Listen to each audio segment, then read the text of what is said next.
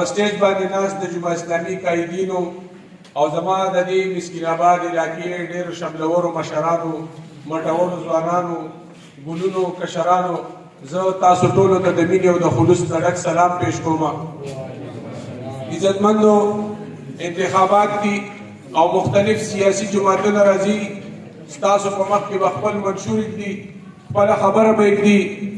زموږ منشور د دې پېښور ښار چې دی ښکلا ده، د دې پېښور ښار آبادي ده، د دې پېښور ښار خوشحالي ده. عزتمندو دې وخت کې که موږ وګورو نو زموږ دا ښار د محرومیانو شکار دی.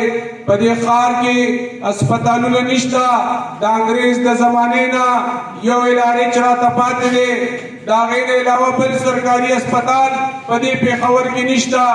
زموږ نه 50 کاله مخکې په دې ښار کې دا یو ساینس کالج او ګورنمنټ کالج دی، بل دلته کې کالج نشته دی.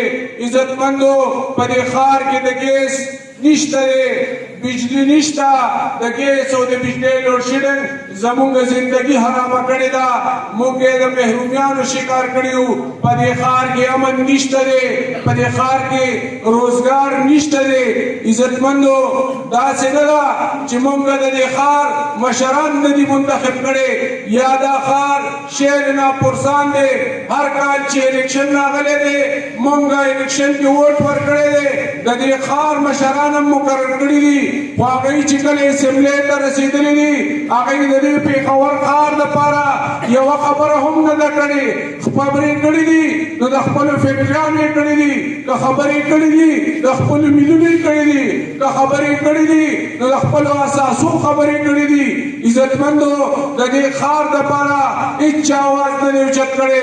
انشاءالله دا مو د تاسو سره واده ده، دا هم د رب سره واده ده.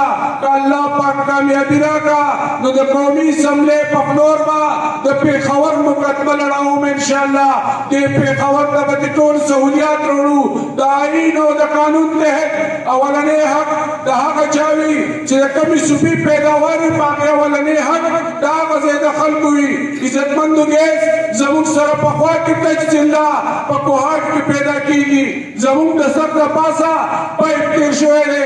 په اسلام آباد کې ګیس وي، په پېښور کې ګیس دی، په فیصل آباد کې ګیس وي، په پېښور کې ګیس نه وي.